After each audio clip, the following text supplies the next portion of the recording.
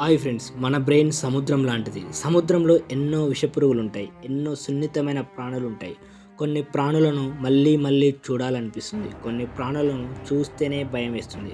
సముద్రం లోతు కూడా అంతులేనంత ఉంటుంది, మన బ్రెయిన్ కూడా అంతులేనంత డెప్త్లో ఉంటుంది. కానీ మన ఆలోచనలు ఏ డెప్త్లో ఉంటాయో అప్పుడు ఆ డెప్త్ని బట్టి నీ యాటిట్యూడ్, క్యారెక్టర్ బిల్డ్ అవుతుంది. మన బ్రెయిన్లో కూడా సేమ్ సముద్రం లాగానే అందులో ప్రాణులుంటాయి, మనలో ఆ ప్రాణుల్లాంటి ఆలోచనలుంటాయి.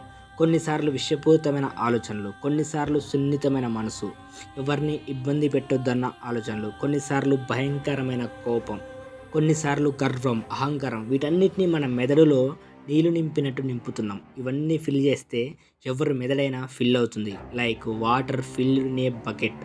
కానీ సముద్రం ఎప్పుడూ ఫిల్ అవ్వదు, కానీ దాని డెప్త్ కనుక్కోవడం చాలా కష్టం. నీ బ్రెయిన్ సముద్రం అంత విశాలంగా ఉండాలంటే నీ ఆలోచనలు నెగిటివ్ థాట్స్తో ఫిల్ అవ్వకూడదు.